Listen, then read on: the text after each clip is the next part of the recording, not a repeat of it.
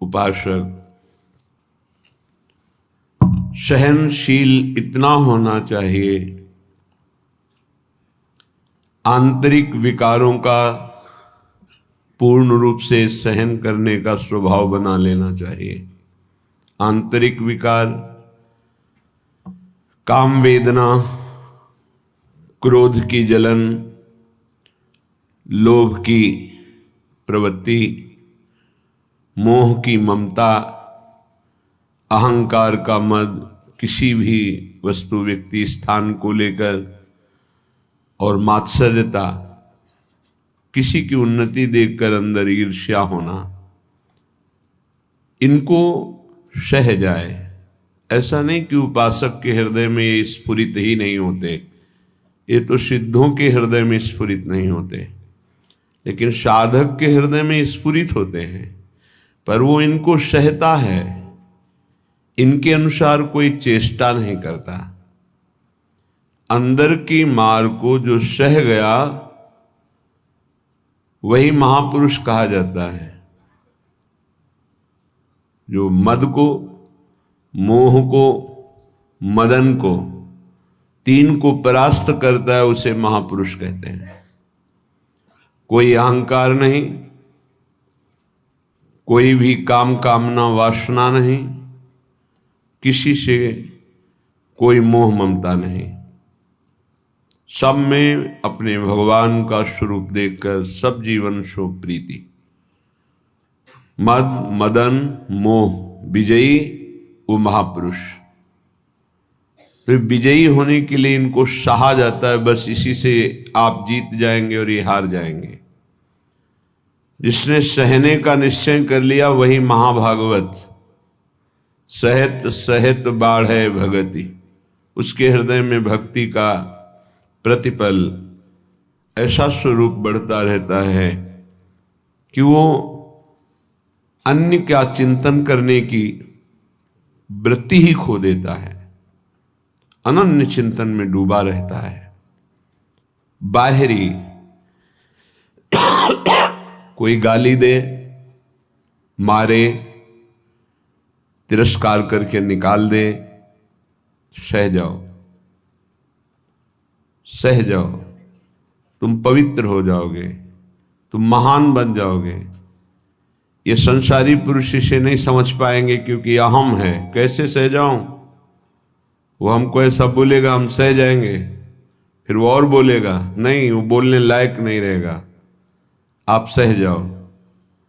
ये आपका सहनशीलता का स्वभाव ही उसको परास्त कर देगा। सबसे बड़ा बल क्षमा, और वही क्षमा उसका परिवर्तन कर देगी। नहीं परिवर्तन करने लायक है, दंड देने लायक है, तो उसका पतन भी हो जाएगा, बहुत बुरी तरह से नष्ट हो जाएगा वो।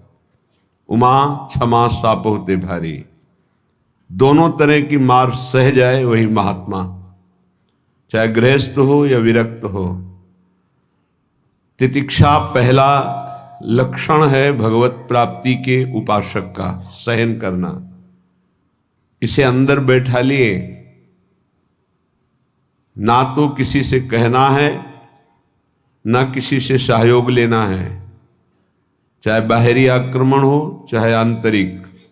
चुपचाप अपने आराध्य देव का विधान देखना है, बस आप जीत जाओगे माया पर। आप मन को अपने अधीन कर लेंगे, जो बहुत कठिन बात है।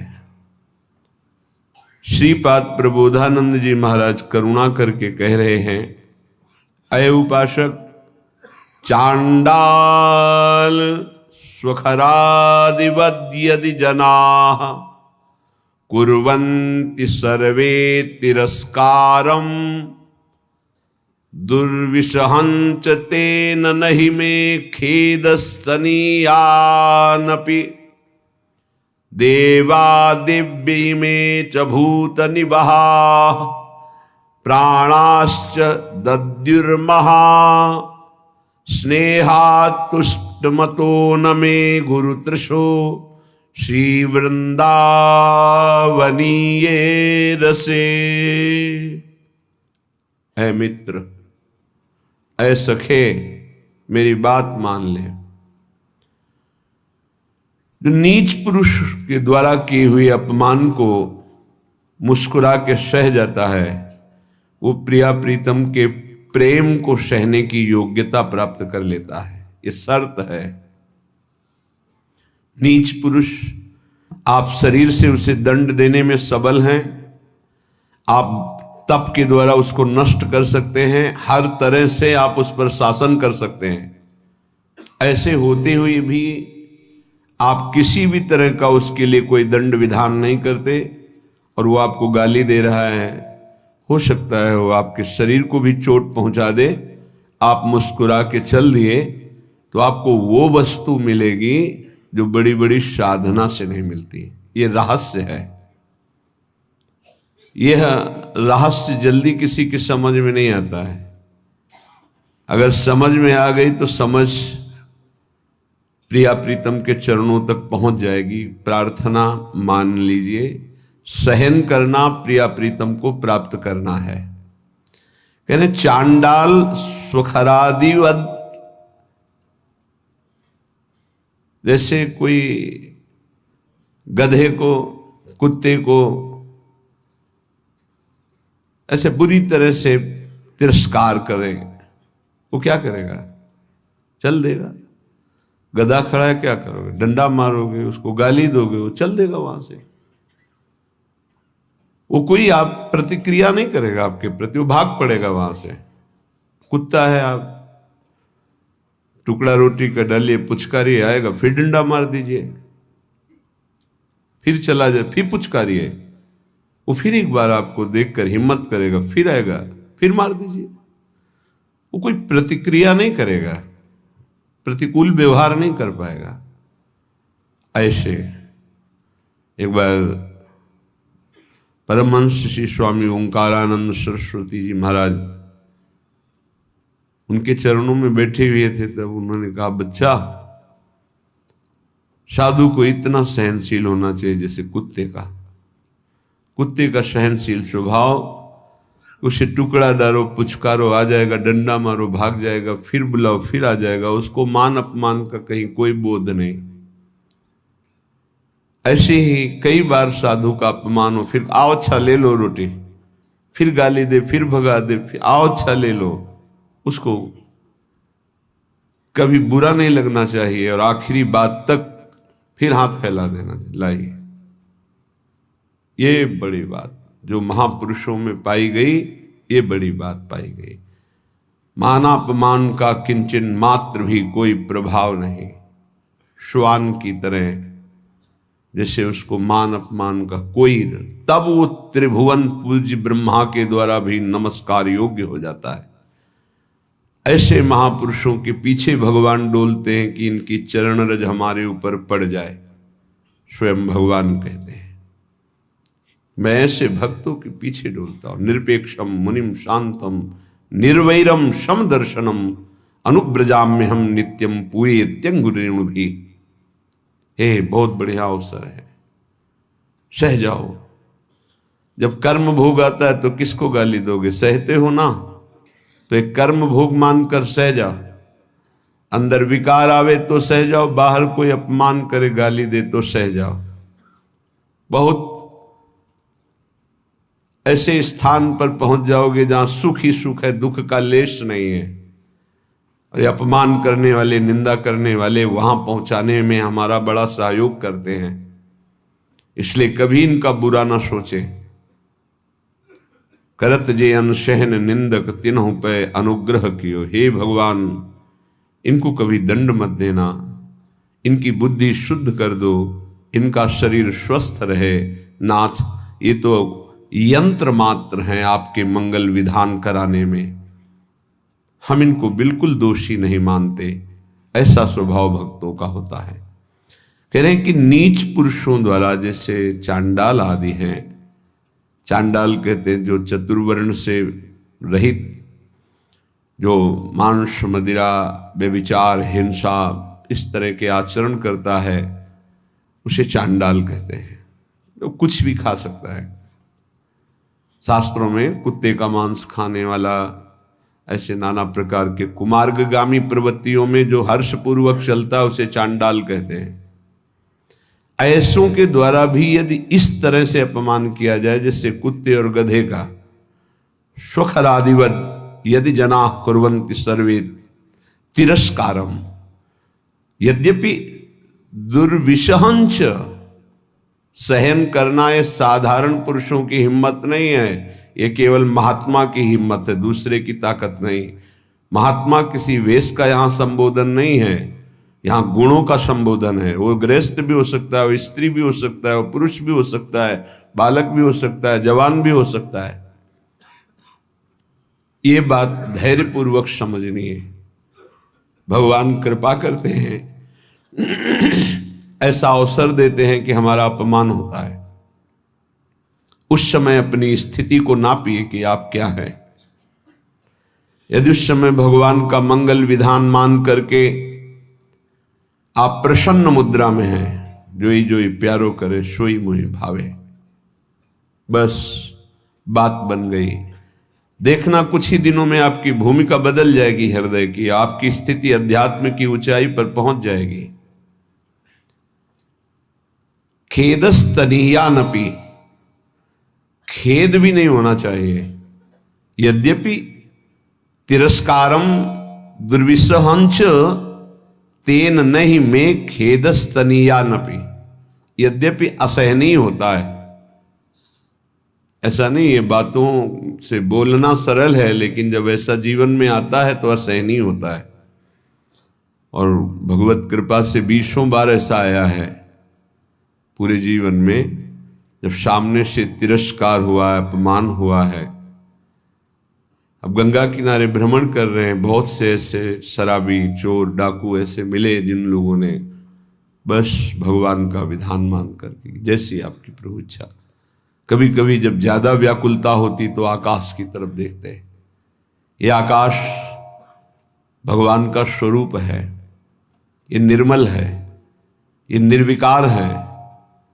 ये बादल जो आप देखते हैं आकाश में नहीं है, ये तो बहुत नीचे हैं। हमें लगता है जब हवाई जहाज उड़ता होगा तो बादलों को करो, क्योंकि आकाश की सीमा नहीं, असीम है। ऐसे ही आकाश को देखने से लगता है मेरे भगवान जैसे असीम और निर्विकार हैं, कहीं भी देखो आकाश मिलेगा। ऐसे ही भगवान अपने भक्त को असीम और निर्विकार बनाना चाहते हैं, शरीर की सीमा में नहीं रखना चाहते। बड़ा बल मिलता था आकाश से।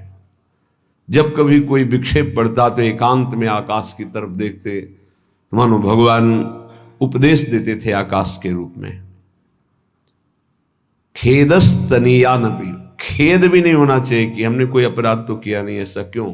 नहीं नहीं, भगवान का विधान है, मंगलमय भगवान का ये विधान है जो हमारी हृदय की भूमिका को बढ़ा रहा है। आप कहेंगे भगवान का विधान साधकों के साथ तो जाने दो, सिद्धों के साथ वो करते हैं। बड़े बड़े सिद्धों को यही अपने ब्रज में पंडित रामकृष्ण बाबा जी महाराज, बड़े सिद्ध महापुरुष, संपूर्ण ब्रजमंडल के परम पूजनीय, ब्रजवासियों के द्वारा अत्यंत दुलार किए गए और संपूर्ण शास्त्रों के मर्मज्ञ और भावदेश में प्रवेश पाए हुए महापुरुष। कुछ धनी मानी भगत आए, ब्रजवासी और संतों का भंडारा किया, सब बांट दिया। शाम के कुछ लोग आए, कहा सुना था धनी मानी आए थे, क्या है लाओ मुझे। बाबा ने कहा यहाँ तो कुछ नहीं रखा गया, सब बांट दिया। एक लाठी मारी, रक्त प्रवाह होने लगा। कुटिया में गए, देखा वास्तविक कुछ नहीं था। तो उनका अच्छा चोट लग गई, कहा कोई बात नहीं, कोई बात नहीं। अचले से बांध लिया सर। इतने सिद्ध महापुरुष, ऐसा प्रहार, रक्त स्राव होने लगा। बड़े बड़े संतों के जीवन में ऐसा देखा गया कि ऐसी घटनाएं घटती हैं, लेकिन वो गंभीर शांत भगवान का विधान मानते हैं। तो साधक को ऐसी परिस्थिति में भगवान में चित्तवृत्ति लगा लेनी चाहिए कि कोई मंगल विधान है जो हमारे पापों का शमन कर रहा है, जो हमें पवित्र कर रहा है, जो हमारी अध्यात्म की भूमिका को उठाने के लिए भगवान ने ये लीला रची है, सह जाना चाहिए। देवा देव्य इमेच भूत निवहा प्राणाश्च दद्युर्महास स्नेहास तुष्टमतो नमे गुरुतृषो श्री वृंदावनी ये रसे। वृंदावन में जितने वास करते हैं, चाहे वो पशु पक्षी हों, वृक्षलता हों, या भगवान शिव गोपीश्वर के रूप में विराजमान, या जो भी देववृंद, व्यक्त अव्यक्त महापुरुष, मैं सबसे बहुत तृष्णाशील होकर के याचना करता हूं कि आप हमसे संतुष्ट हो जाएं और मुझे कभी किसी अपराध के कारण वृंदावन से बाहर ना निकाला जाए। ये वृंदावन का जो महायश है वो समापन की तरफ प्रार्थना कर रहे हैं। हे गोपीश्वर महादेव, हे समस्त खगमृग पशु पंछी, हे वृंदावन के व्यक्त अव्यक्त महापुरुषों, यदि मेरे से कोई अपराध बन गया हो या बन जाए तो यहां दंड दे देना, पर मुझे कभी यहां से निकालना नहीं, मुझे धाम से वंचित मत कर देना। मैं बहुत तृष्णाशील हूं, बहुत प्यास है हमारे अंदर प्रिया प्रीतम के प्रेम की, और वो केवल वृंदावन प्रेम समुद्र ही बुझा सकता है। इसलिए मुझे कभी अलग मत करना, कोई अपराध बन जाए तो मुझे यहां से निकालना मत। मेरे लिए और कोई संतोष विधान नहीं हो सकता। श्रीपाद कह रहे हैं मुझे और कोई संतोष प्रदान नहीं कर सकता कि हमारे अंदर दिव्यता आ गई, सिद्धियां आ गई, संतुष्ट हो गया। नहीं नहीं, मुझे केवल वृंदावन चाहिए। ये तो प्रार्थना की, दो पंक्ति में उपदेश सहनशीलता का, दो पंक्ति में प्रार्थना, ये सबको करनी चाहिए। दो पंक्ति अपने आचरण में उतारने चाहिए, दो पंक्तियों की प्रार्थना करनी चाहिए। कई बार प्रार्थना में बताया है कि ऐसी प्रार्थना करके कि मन वचन कर्म से अगर कोई अपराध बन गया हो तो हे वृंदावन धाम, हे वृंदावन धाम के व्यक्त अव्यक्त महापुरुषों, जाने अनजाने में मन वाणी शरीर से जो कोई चेष्टा आपके विपरीत हुई हो क्षमा करना, और मुझे धाम की कृपा से कभी वंचित मत होने देना। आगे उपदेश कर रहे हैं। भ्रातः समस्तान् साधनानि विहाय वृंदावनम स्वाश्रयस्व यथा तथा प्राक्तन वासनावास शरीरम वाणी हृदयम विचेष्टता। भाई भ्राता, हे भाई, मैं बहुत अनुभव करके बता रहा हूं। समस्तान्य साधनानि विहाय, साधनों को बल छोड़ दो। ये अहंकारी को समझ में नहीं आता। उसको लगता है कि अगर साधन का बल छोड़ दिया तो साधन में रुचि नहीं रहेगी, तो बात फिर कैसे बनेगी, फिर तो असाधन हो जाएगा, मतलब आप शरणागत नहीं हो। इष्ट का बल नहीं है, आपकी क्रियाओं का बल है। आप जिसे साधन कहते हो वो क्रिया बल है। क्रिया बल है तो कितनी भी पवित्र क्रिया हो वो मूढ़ता नहीं छूटती, और मूढ़ पुरुष कभी परम पद का अधिकारी नहीं होता। अहंकार विमूढ़ात्मा करता हमिति मन्यते, मैं ये करता हूं ऐसा भाव मूढ़ता को बनाए रखता है, और मूढ़ पुरुष कभी परम पद में आरूढ़ नहीं होता। तो क्या करे, साधन छोड़ दे? नहीं, साधन छोड़ने की बात नहीं कह रहे, साधन का आश्रय छोड़ने की बात कह। आश्रय भरोसा लाडली का, और उन्हीं की कृपा से साधन चल रहा है। सर्वेषु साधन वरेषु चिरम निराशा, हरिवंश महाप्रभु कहते हैं। सोई यहां श्रीपाद प्रभु जो वृंदावन रस को समझा, उसको ये अनुभव हुआ कि भरोसा केवल लाडली का। आज हमारी बुद्धि साधन में लगी, कल असाधन कर बैठे तो सब साधन चौपट हो जाए, ऐसे ऐसे असाधन हो जाते हैं। भरोसा, गोरे चरणारविंद का।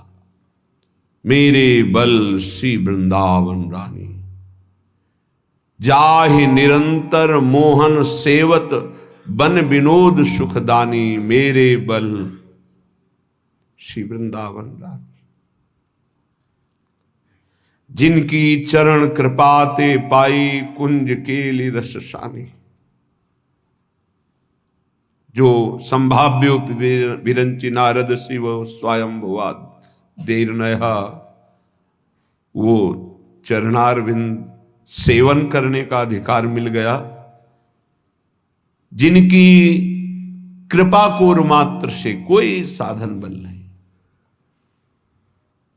जिनकी चरण कृपा ते पाई कुंज केली रस सानी। अब तो मन वचन कर्म से मैं बिक गई अपनी स्वामिनी के हाथ।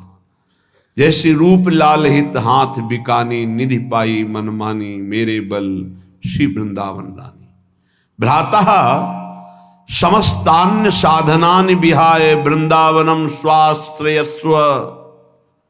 क्यों ऐसा क्यों? क्योंकि किसी दिन गलबैया दी हुई युगल सरकार आएंगे और आपको निहाल कर देंगे। पड़े रहो दरवाजे पर। कदावा खेलंतो ब्रजनगर वीथीषु हृदयम हरंतो श्री राधा। ब्रजपति कुमारो शुक्लतिना, श्री राधा और ब्रजपति कुमार श्री श्याम सुंदर कभी गलबैया देकर खेलते खेलते आएंगे और आपको वो दे देंगे जो बड़ी बड़ी साधनाओं से नहीं मिलता। इसलिए पड़े रहो ब्रजरज में, ब्रजरज का आश्रय ले लो। कदावा खेलंतो ब्रजनगर वीथीषु हृदयम हरंतो श्री राधा। तुम्हारे हृदय का ही अपहरण कर लेंगे, हृदय निकुंज बना देंगे। इसलिए भ्राता समस्तान्य साधनानि विहाय वृंदावनम स्वाश्रयस्व। दृढ़ता पूर्वक वृंदावन का आश्रय ले लो। यहां वास की बात नहीं, आश्रय की कहे। कोई भी आश्रय ले सकता है, दूर रहकर भी आश्रय ले सकता है। यथा तथा प्राक्तन वासना वाच शरीरम वाणी हृदयम विचेष्टता। जैसे बने वैसे। बड़ी बात कहे। अब वास की बात कहे। पहला आश्रय का पहली पंक्ति, दूसरी पंक्ति वास की। जैसे भी तुम्हारी स्थिति, तुम वासना से वशीभूत हो, शरीर वाणी हृदय अच्छी स्थिति में बुरी स्थिति में, इच्छा है अनिच्छा है, जैसे भी हो तुम चिंता मत करो। तुम केवल आजीवन वृंदावन वास कर लो। एक में आश्रय कहा पहली पंक्ति में और दूसरी में वास की बात। यथा तथा शब्द, जैसे हो, भोगी हो, योगी हो, वासना हो, उपासना हो, अच्छी स्थिति है बुरी स्थिति है, छोड़ो तुम। जैसे हो आजीवन वृंदावन वास कर लो। वाणी हृदय शरीर जैसी स्थिति में है, तुम्हें निश्चित भगवत प्राप्ति होगी वृंदावन वास मात्र से। ये श्रीपाद श्री ध्रुवदास जी, वृंदावन दास जी, महाप्रभु हरिवंश चंद्र जी, बड़े बड़े महापुरुषों ने वृंदावन की महिमा को ऐसा देखा है। तादृक् कामो भवतु भगवन् येन कस्यांचिदेणी दृश्यासक्तोऽप्यः न बहिर्यामि वृंदाटवीतः। तादृग्दम्भोच्युदयतु तथा अहंकृतिश्चापि मे स्यात् येनाप्यस्मिन् रसमय वने रोचये नित्यवासम्। हे मृगनयनी श्री किशोरी जी, मुझे अपने जनों का संग करा के कोई काम दिलवा दो। तादृक् कामो भवतु भगवन् येन कस्यांचिदेनी। कोई भी काम, सोनी लगाऊंगा, पूछा लगाऊंगा, जूठे पात्र मार्जन करूंगा, जो भी आप कोई सेवा दिला दीजिए। यहां सेवा शब्द को बहुत सरल शब्दों में कहा। तादृक् कामो भवतु, कोई काम दिलवा दीजिए।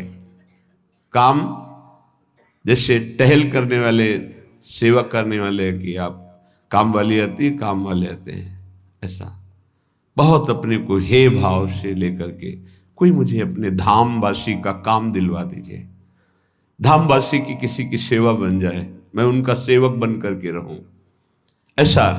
हे मृगनयनी, उस काम का फल क्या होगा मैं जानता हूं। उस आपके वृंदावनवासी की सेवा का फल यह होगा कि आप हम पे रीझ जाएंगे और आपके चरण कमलों का सानिध्य मिल जाएगा। स्वामिनी, मैं केवल आपको रिझाना चाहता हूं, आपको बस। वो मुझे पता नहीं कि आप कैसे रिझती हो, मैं अन्यत्र कहीं ना मन लगाना चाहता हूं, ना जाना चाहता हूं, ना कुछ पाना चाहता हूं। ध्यान दीजिए, ना अन्यत्र कहीं मन लगाना चाहता हूं, ना जाना चाहता हूं, ना पाना चाहता हूं। यद्यपि मैं दंभी हूं, दंभी इसलिए हो सकता है कि मैं जो कह रहा हूं पूरा सत्य ना हो, जो कहा जाता है वो सत्य होना चाहिए, नहीं तो दंभ होता है। तो हो सकता है प्रियाजू, मैं जो कह रहा हूं कि मैं मन से, वचन से, कर्म से केवल आपको पाना चाहता हूं, तो हो सकता है कोई और भी इच्छाएं हो, तो मैं दंभी भी हो सकता हूं, अहंकारी भी हो सकता हूं। पर दंभी और अहंकारी भी होकर के मैं केवल आपके ही चरणों की दास्ता चाहता हूं, मुझे कभी किसी और में रुचि ना हो। हे मेरे लाडली लाल, हे मृगनयनी किशोरी जू, हम पर कृपा कर दो। वरम वृंदारण्ये हरि हरि करे खर पर भृतो, भ्रमामो भैक्षार्थ स्वपच गृह बीथी सुदिन सहा, तथापि प्राचीन परम सुकृतैरत्र मिलितम् नने व्यामोन्यत्र क्वचिदपि कथंचिद वपुरिदम्। वरम वृंदारण्य हरि हरि, हे हरि, हे हरि, बड़े आर्त भाव से पुकार रहे, हे हरि, हे हरि, कृपा कर दो। क्या मैं वृंदावन वास करूं और हाथ में रज का पात्र लेकर के भिक्षा मांगूं और वृंदावन के स्वपच तक की भिक्षा जूठन मांग करके उदर पूर्ति करूं, राधा राधा राधा ऐसा गाता रहूं। वृंदावन में जाति पक्ष को नहीं देखा जाता, जो ऐसा देखते हैं उनके सुकृत नष्ट हो जाते हैं। हरिराम व्यास जी बहुत बड़े अद्भुत दिग्विजयी विद्वान, जिनके शिष्य मधुकर शाह जैसे महाभागवत, वो कह रहे हैं महाप्रभु हरिवंश चंद्र जी के जब शिष्य हुए, वृंदावन की रज का सेवन किया, रस का स्पर्श हुआ, तब जो उनको अनुभव हुआ वो कह रहे हैं, व्यास रसिक तेई बड़े ब्रजते अनत न जाए, वृंदावन के स्वपच की जूठन मांगे खाए। वही सबसे बड़े रसिक हैं जो ब्रज की सीमा के बाहर नहीं जाते और वृंदावन के स्वपच तक की जूठन मांग करके खाते हैं। देहाभिमान रहित अवधूत स्थिति। व्यास मिठाई विप्र की में लागे आग, वृंदावन के स्वपच लो जूठन खइए मांग। आग लगे बाहर के विप्र की दी हुई मिठाई में, लेकिन वृंदावन की स्वपच के जूठे टुकड़े मिल जाए तो निहाल हो जाओगे। कितना भी हो, थोड़ा सा देह भाव बना रहता है। जैसे संन्यास मार्ग में तो इसकी पुष्टता होती है कि जब पवित्र भिक्षा ना मिले 3 दिन, तब दूसरे वर्ण की, वो भी पकवान, जब 3 दिन उनकी भिक्षा न मिले तो तीसरे वर्ण में फल और मिठाई आ गई। चौथे वर्ण से निषेध है। और सन्यास, दंड सन्यास केवल ब्रह्मणत्व को ही प्राप्त होता है। श्रीपाद यहां कह रहे, वरम वृंदारण्य हरिहरि करे खर पर भ्रतु भ्रमामो भैक्ष्यार्थ स्वपच ग्रह वीथीषु दिन स्वाहा। प्रभु मेरी ऐसी स्थिति कर दो। ये छोटी स्थिति नहीं है, ये बड़ों की स्थिति होती है। जिसे आप छोटा समझते ना, ये बहुत ऊंची स्थिति के महापुरुषों की स्थिति होती है। कह रहे हाथ में रज का पात्र हो। एक प्रार्थना है, यदि आप विरक्त हैं, वृंदावन वास करते हैं, तो रज के पात्र में ही जल और भोजन का सेवन करें। यहां ब्रज की रज से बने हुए पात्र में जल और भोजन, जो प्रसाद आप लेते हैं, वो आपकी बुद्धि को शुद्ध करके प्रिया प्रीतम में अनुराग प्रदान करेगा। पाने मात्र से ये बहुत बड़ा साधन माना जाएगा। यदि आप रज के, हमें लगता है प्राय ऐसा ही होगा कि अपने सब विरक्त जन उसी में रज के पात्र में ही प्रसाद पाने का, बहुत पहले से ऐसा विधान है, तो शायद ऐसा ही सब चल रहा होगा, ऐसा ही होता होगा। प्रसाद पाने का रज में ही तो सब पाते होंगे, पात्र में। खरपरा जो रज का बना हुआ है, प्रतिदिन लेकर, अच्छा भिक्षा भी आती है, माधुकरी आती है, मांगने जाते हैं। हाँ, तो उसमें ये तो नहीं पूछा जाता कि कौन से किन घरों में, सब। हाँ, भ्रमामो भैक्ष्यार्थ, एक भी टुकड़ा अगर ब्रजवासी का अपने भोजन प्रसाद में श्री जी के प्रसाद के साथ है, वो अमृत समझना। ये पूज्य सदगुरुदेव भगवान की वाणी की प्रारंभ की बात, कि यदि ब्रजवासियों के टूक उदर में नहीं गए तो नीलपीत झगा का साक्षात्कार करने की सामर्थ्य किसी साधन में नहीं आती, वो उन्हीं के टुकड़ों से आती। इसीलिए बड़े बड़े संत आजीवन ब्रजवासियों के चरणों में झुकते रहते हैं। है इस रज में जन्मे हुए ब्रजवासियों के महिमा का कुछ है ऐसा प्रताप, जिस पर वो प्रसन्न है, जिसको वो भाव या डांट फटकार से भी टुकड़ा दे देते हैं, वो प्रियालाल के प्रेम में डूबने की योग्यता प्राप्त कर लेता है। व्यवहार नहीं रखना, अपराध बन जाएगा, क्योंकि इनके व्यवहार को केवल नंद नंदन ही झेल सकते हैं, दूसरे नहीं। इनके व्यवहार को ना देखना, इनके व्यवहार को क्षमता नहीं कि तुम देख पाओ, इनके व्यवहार को देखकर तुम्हारा दोष दर्शन हो जाएगा। इसीलिए महाप्रभु चैतन्य देव जब यहाँ किसी को भेजते थे तब कहते थे, ब्रजवासियों पर निर्दोष दृष्टि रखना। वो उसी हाथ से अपने बालक को शौचा रही है और बिना प्रक्षालन के रोटी दे रही है, तो भी दोष दर्शन मत करना। बहुत बड़ी उपलब्धि है ब्रज टूक की, ब्रज के अन्न की, जो ब्रजवासी। आज भी हमारे गुरुदेव भगवान का जो श्री जी का भोग लगता है, तो तेहरा में भिक्षा के द्वारा, पहले भी सुबह 8 बजे जाते थे, 2-3 घंटे में पूरे गांव से जो 2-4-5 किलो आटा मिलता है, ऐसे ऐसे ब्रजवासी देते हैं। ऐसे कि बच्चा लेके आया, कढ़ाई में जो ऐसे ऐसे किया जाता है, करछुली कहते हैं, करछी, वो आधा तो चलने में गिर गया, छोटा बालक आधा के झोली में पड़ा, मतलब एक रोटी का धुरन, पूरे गांव से मांगने पर 5-6 किलो। वो जितने दिन चला फिर वैसे, वो तब जाकर के उस वस्तु की अनुभूति होती है। ये रबड़ी रसगुल्ला ये सब दूसरा अनुभव कराएंगे, लेकिन ब्रजवासियों का टूक जो जाएगा, वो प्रिया प्रीतम के लिए रोना सिखा देगा। वो क्यों रो रहे हैं उसका कुछ पता ही नहीं है, कोई चाह, कोई मांग, कुछ, कोई दर्द, कोई परेशानी, कुछ नहीं।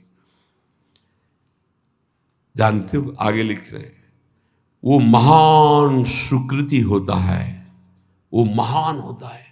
ये जो व्रती है ना, ब्रजवासियों के दरवाजे पर खड़े होकर उनका टूक मिला, और वो जब हृदय में जाता है तो पापों का नाश करके महान सुकृत उदय करता है। कौन सा सुकृत? वो कदावा खेलंतो ब्रजनगर वीथी सुहृदयम हरंतो श्री राधा ब्रजपति कुमारो सुकृति नहा। श्री हरिवंश प्रसिद्ध धर्म समुझे न अलप तप, समझो श्री हरिवंश कृपा सेवो धर्मिन जप।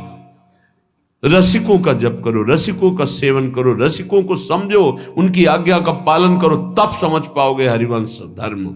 श्री हरिवंश प्रसिद्ध धर्म समझैना अलप तप, छोटी तपस्या वाला नहीं समझ सकता। आगे जो बहुत बड़ी बात करे कि यदि